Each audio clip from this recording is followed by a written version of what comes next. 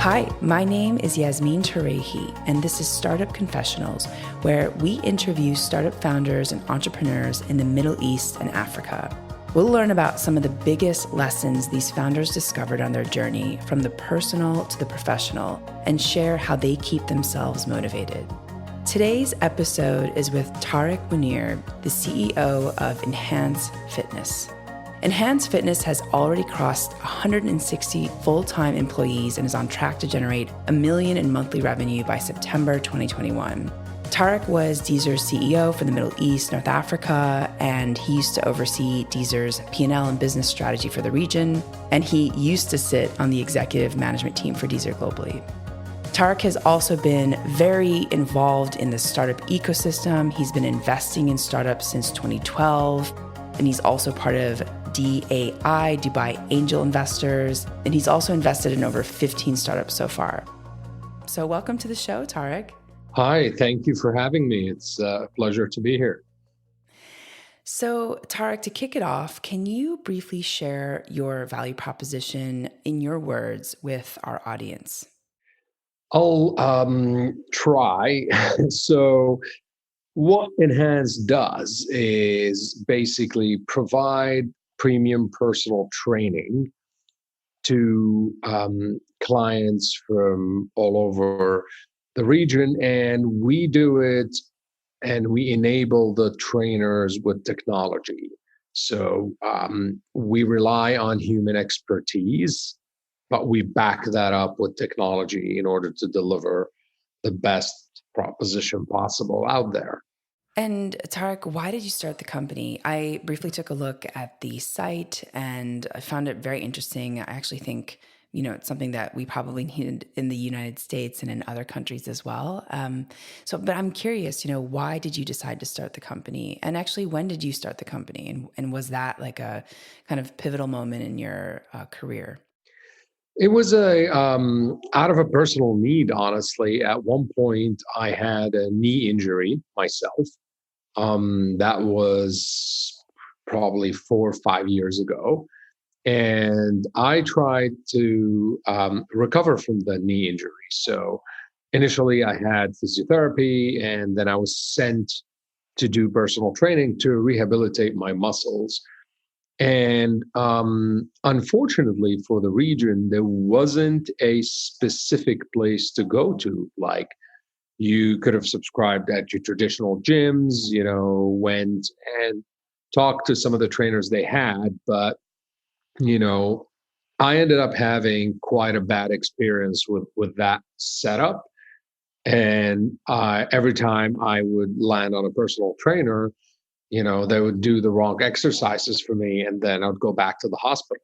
Wow. So, and then I resorted to online search, and I looked at a lot of, what's out there, and I figured out that the market is very underserved. Like, there was a serious, lack of just professional setups that would help not only in just injury rehabilitation, but in any shape or form of, long-term sustainable personal training that would, just get people to reach their objectives, and,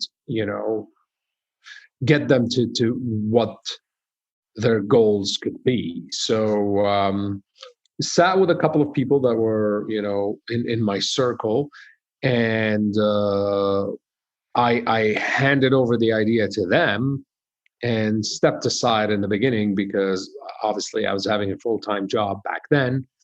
And, they took it off, and, I think the initial setup and the actual legal founding of the company was around early 2018. That's when the company got legally set up. Amazing. And Tarek, can you actually briefly walk us through the experience of the product? So let's say, you can take me as an example. I had ACL surgery, actually on both my knees. So I want to if I wanted to go and sign up with a person, what are you guys doing? Like, is there like a qualification process? Are you working with just a limited number of trainers? Is it just physical therapy? Is it physical therapy plus physical training? Can you tell us a little bit more about the entire process from start to finish? And is this something that people can work with kind of indefinitely, or is it for a short period of time?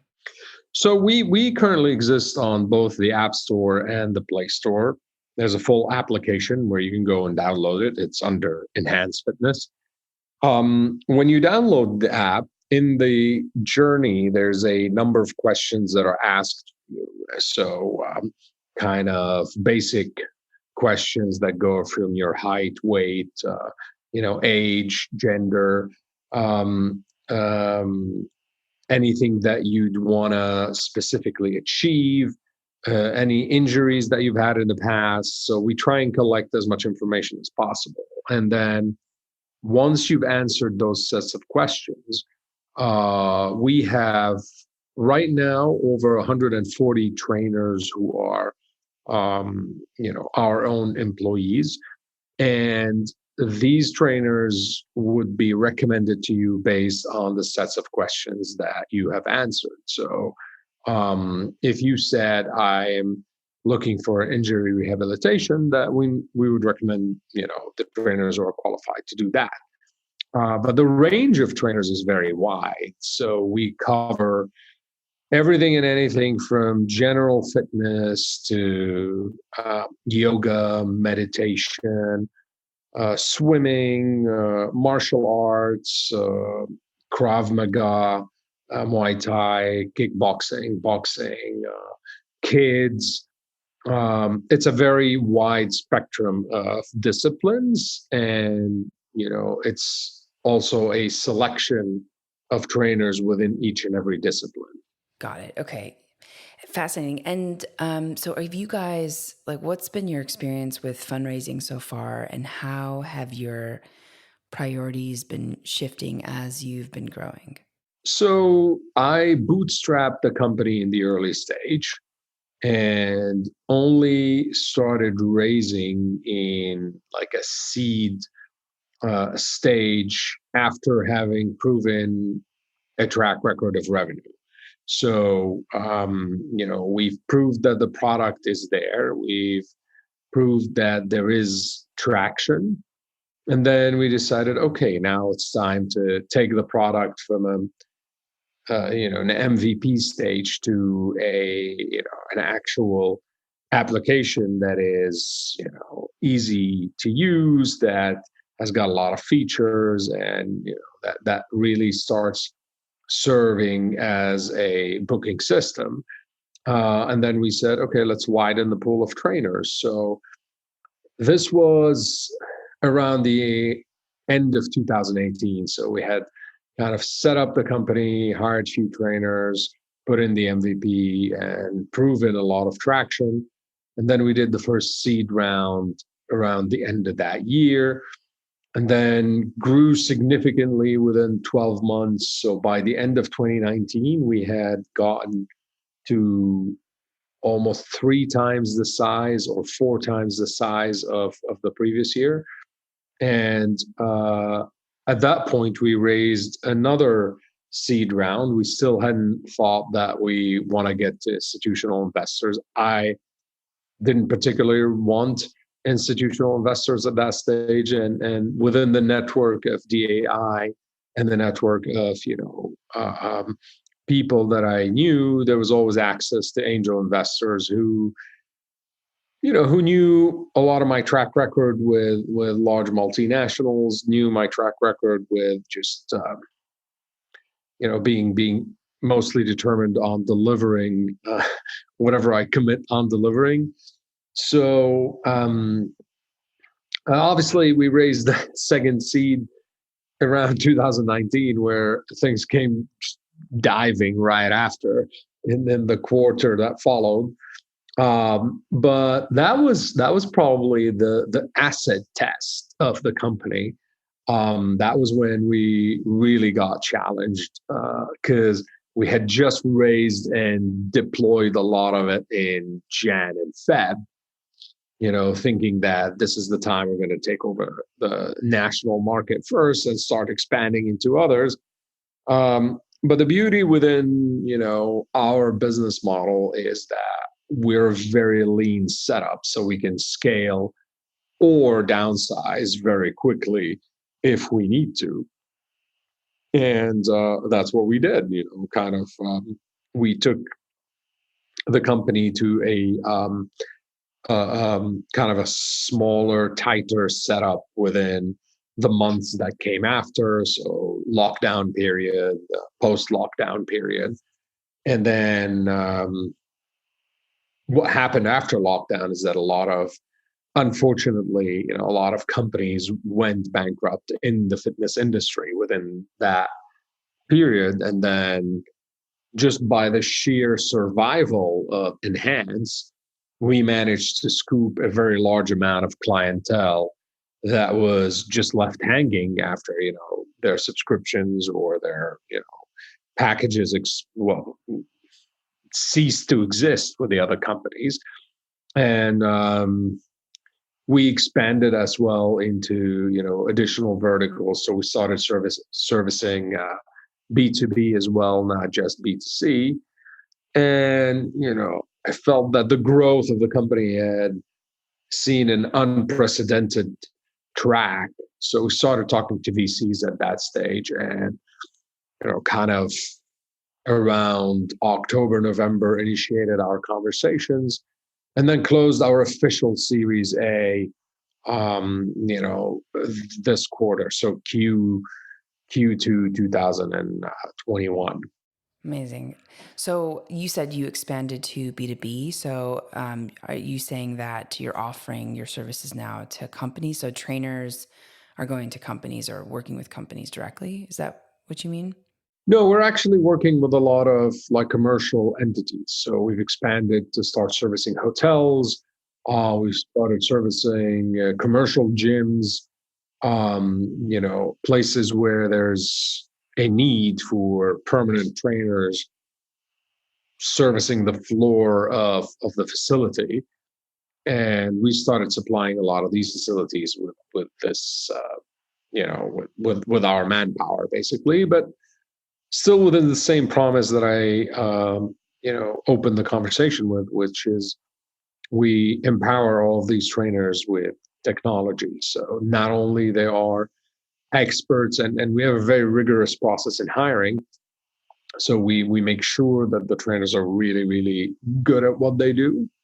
But humans are always a lot more capable when you just back them up with technology. So we still service the clients directly. So it's really a B2B to C kind of setup, but it's taking off the headache and the liability of these facilities hiring and managing that kind of staff on their own, but still giving them the benefit of the service and giving them the financial benefit of the service when the service is successful. Yeah. And Tarek, I'm always so fascinated by the customer service element on platforms. So, what do you do if, let's say, one of your trainers is not performing at a high standard, or maybe is not following instructions? Like, how do you ensure quality? Because I've seen that kind of play out on some platforms, and I think over time, even as a lot of companies, like platform companies, IPO, like I just started to see like the customer service piece slide. So I always think that that's so important. How are you ensuring these like high quality standards? And maybe you're too early right now to have dealt with, any kind of disastrous situation. But yeah, I'm just curious, like what's been your experience dealing with that so far? So the main purpose of the business is not being a platform. So there's been a lot of platforms who try to aggregate between, personal trainers and clients, and they've all thought that having a good platform, and a booking system and a payment gateway and all this, will help them achieve that. But the reality is, when the personal trainers are freelancers, or they you don't own their contracts, you're not paying them as full-time employees, it's a very challenging setup, because technically you will never have quality control. You will never be capable of ensuring that the trainers are arriving on time, as simple basic stuff.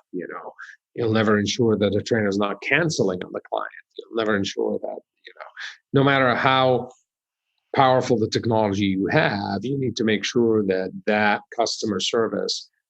Imagine you're in a five stars hotel, and everybody from room service to ground staff are all freelancers. I mean, that would be a very hard thing to manage for the five-star hotel.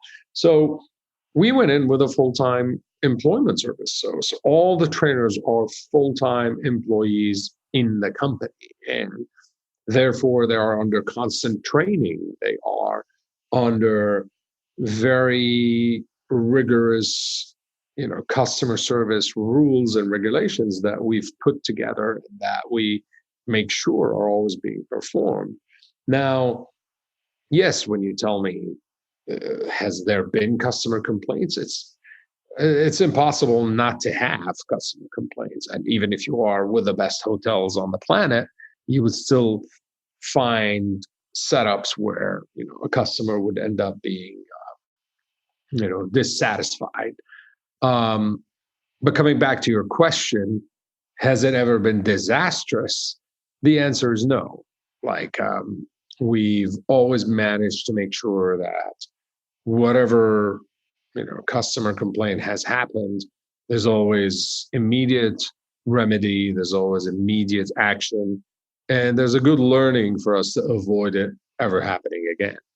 Amazing. Okay, so that makes a lot of sense. Like, I think that's what we've seen play out when there's contractors on a platform. I think there's like less stake in the game, not as much a sense of ownership. So I love that. And that, that I think that we're seeing that play out like on the legal field, at least with some of the ride sharing apps and that industry, because a lot of companies don't offer benefits to people on the platform. So it's very interesting. And Tarek, I want to talk a little bit about some of the adversity that you may have faced. I think so many people who start companies, oftentimes we just hear about their successes in the long term, but we don't know what they've sacrificed. And so I'm just curious, what's been your experience with, maybe the hardships of being a founder? It seems like you can juggle a lot of different things at the same time. I believe this is your third startup. But yeah, I'm just really curious. And I think the audience would be interested in kind of learning a little bit more about what happens behind the scenes, what kind of sacrifices you may have made, or what kind of things have you learned about yourself in this journey? You mean other than COVID-19? Yeah, I think, we all learned a little bit about ourselves during the pandemic. But yeah, just in general. And I'm sure, and you could speak to maybe something you learned about your business adversity during the pandemic as well, but just in general. So, a big part of running a startup is just drinking your own Kool-Aid, because if I want to describe the biggest adversity, it would probably be the discouragement of your most inner circle. There's a belief out there that permanent employment, especially if it's a large multinational, if it's represents security, represents long-term safety, and that startup, putting all of your eggs in one basket, drawing, massive loans and believing in what you do is potential commercial suicide.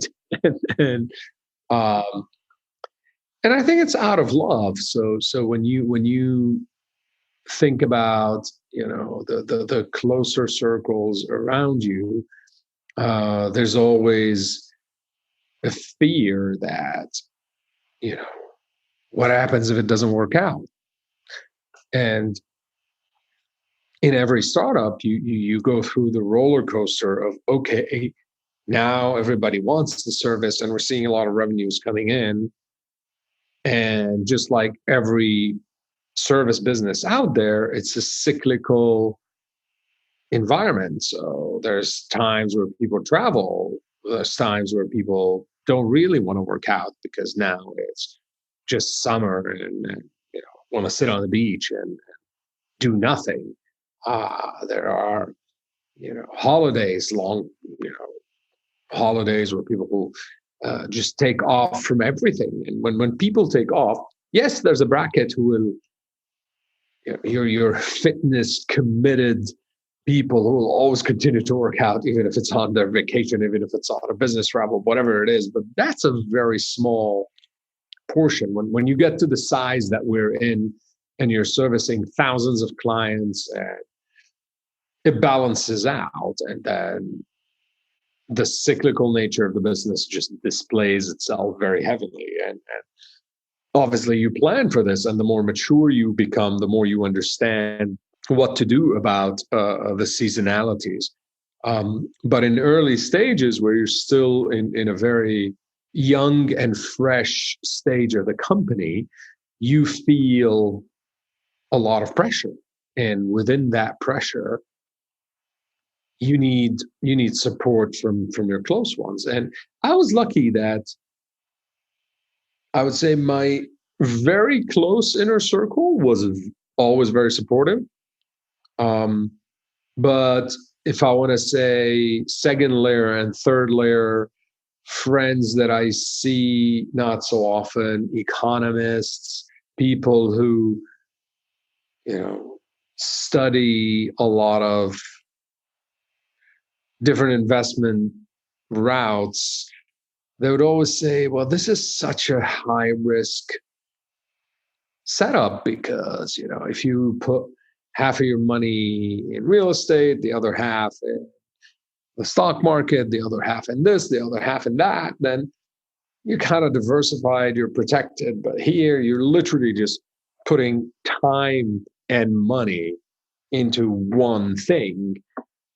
And what happens if it fails? So I want to say that the most amount of sleepless nights came from that. I always dealt with business in a very balanced manner. I have a knack for customer service. I love people. So when I set out to create the company, I didn't want to create a company that sells products because I have no attachment to selling product. I mean, don't get me wrong, we're already selling products as an ancillary small part of the business, but the core, I could not have been able to set up a company where the core is just to develop whatever product that is and just sell it. That would not be where my passion is. My passion is to train people. My passion is to nurture people, to make them discover their own potential even when they don't even know it. And I knew that if I go out there and set up a company with a big number of people, set up systems that would ensure their customer service, but also ensure their own career planning and career growth and potential for them beyond their wildest dreams, then I would succeed. And all we needed to do right is just back them up with the technology so that, no matter how much we teach them and we keep training them, they also have the support of this age, which offers a lot of data that helps them serve their clients a lot better. That's very inspiring, Tarek. I love that. I think a lot of people are kind of, at least from my experience, anecdotally, I think a lot of people are just focused on the product and not the people who are building product, or people that are, like you said, you're not really building a product, but you're, building a company that's focused on people. But I think that is something a lot of people forget. So I love that that's, your focal point, really. In the fundraising journey, we had a lot of institutional investors who laughed like out loud when I said we want to hire all the people. And they were like, well, that would just never work. And I beg to differ, because I felt that at the end of the day, no matter how powerful the product is, in some aspects of the business, you will still need a lot of people in to make things work. I mean, the day and age where products just run on their own and there's no humans anywhere is going to be a very different day from what it is right now. And that's why I chose a business, like you said, that is human based, but tech enabled, and having a good balance of both worlds. Right, right. And Tarek, you speak about the technology piece, like in empowering these trainers with technology. So I want to ask, because I think a lot of people really get stuck on this point if they are maybe not the technical founder, or partnering with someone who's technical. How do you navigate that particular maybe gap, if there is one? And what would you tell people to think about when trying to solve for that pain point, like figuring out, like, should you, partner with someone who's a technical co-founder if you're not one? Should you hire them as like one of your first head of product, head of engineering? How do you navigate that? What did you do? Probably the piece you can do on your own is have the vision for the product. So we never had a chief product officer in the company, even until today. What we have is a chief technical officer. So somebody who's very good at fast releases, somebody who's very good at fixing issues if they are there, somebody who's very good at keeping the back end very solid, sustainable, scalable, our security, tight, somebody who protects the data of everybody. But in my case, and I would suggest that even in other founders' case, you got to have a feel for what you want the product to achieve as the founder. Like, you need to kind of almost see those features in your mind, almost feel how they're going to be in the hands of your staff and how it's going to feel in the hands of clients.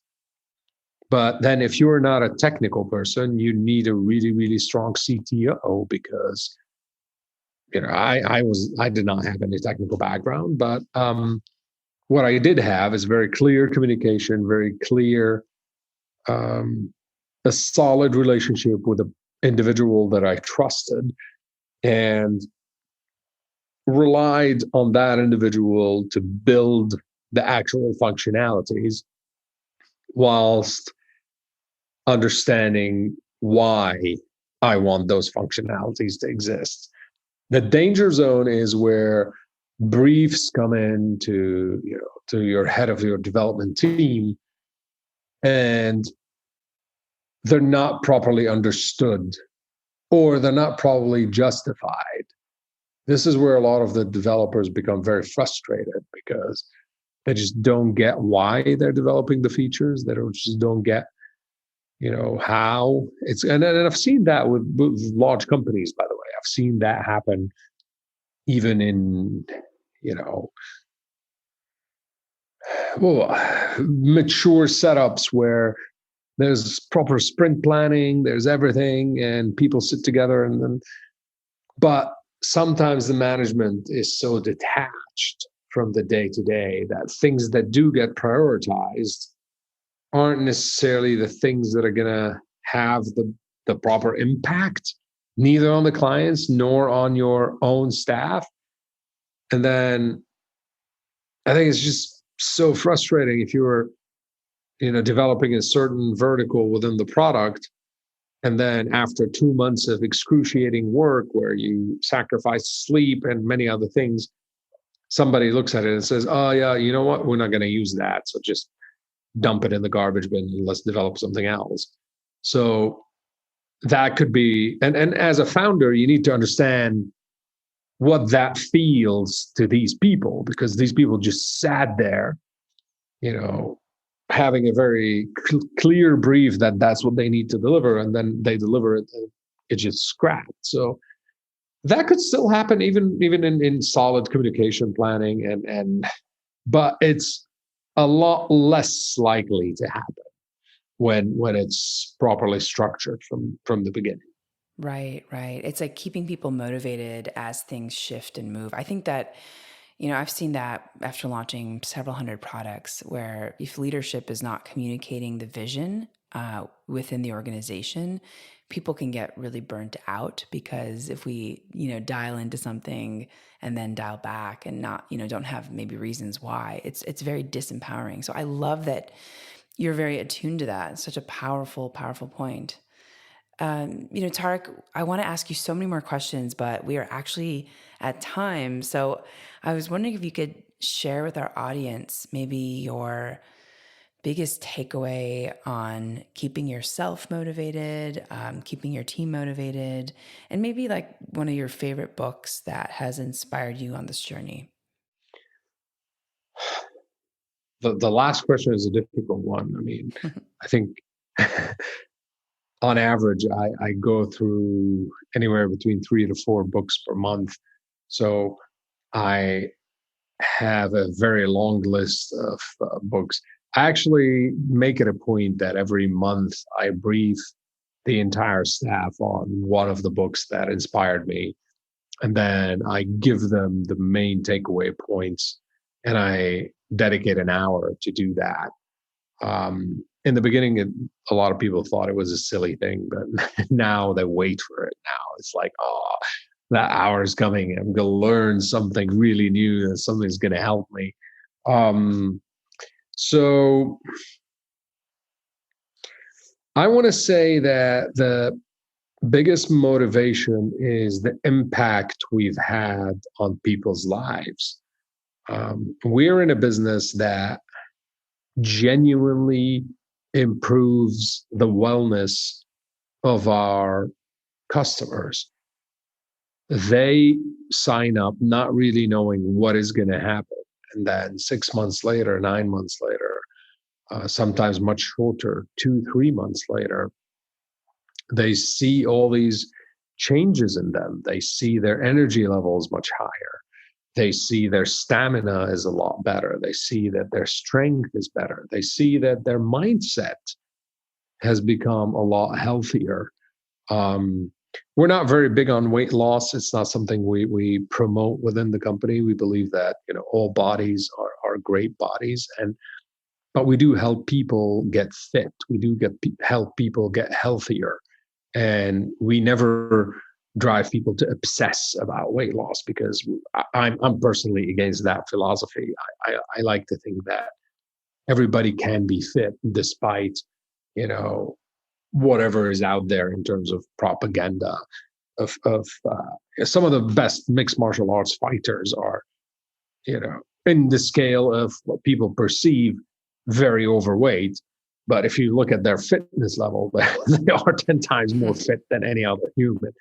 So the impact on people's lives is something that I'm so happy with. I mean, you read some of the reviews, we recently had one of our patients who's basically, declared cancer free. And not because of only, eating better and working out with us and all this, but that's a huge help. When you really put in effort, you help people come from very challenging, times. You help them come from very challenging uh, trauma events and all this. I mean, again, you asked me in the beginning, and I said that I had a knee injury, and I felt at one point that I can't move my leg. And rehabilitating my muscle with an excellent uh, specialist who knew exactly how to motivate me and who knew exactly how to work my muscles to get there, drove me to set this up. And every time we do this with every client and they write to us or leave a review on the App Store or on the Play Store, that's probably the main satisfaction I get from our business. Beautiful. Yeah, I love that so much. Well, Tarek, you're exceptionally inspiring. And I think anyone would be very lucky to work for you and work for Enhanced Fitness. So thanks so much for your time. And where can people find more about you? Any resources? Is it just Enhanced Fitness? Where can they follow you?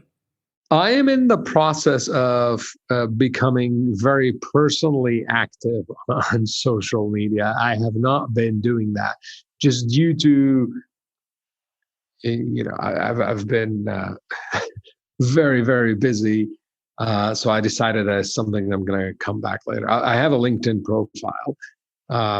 It's under my name, Tarek Mounir. And, hopefully very soon I'll start becoming very active on all sorts of social media. But for now, as I mentioned, the app itself is available on both Play Store and the App Store. And, I think our staff are reachable everywhere. And hopefully by the end of this year, I'll personally have social media pages that are active and proactive as well. Wonderful. Well, we'll add them to the show notes. Thank you so much, Tarek, for your time. And for our audience, thanks for joining and for listening to Startup Confessionals.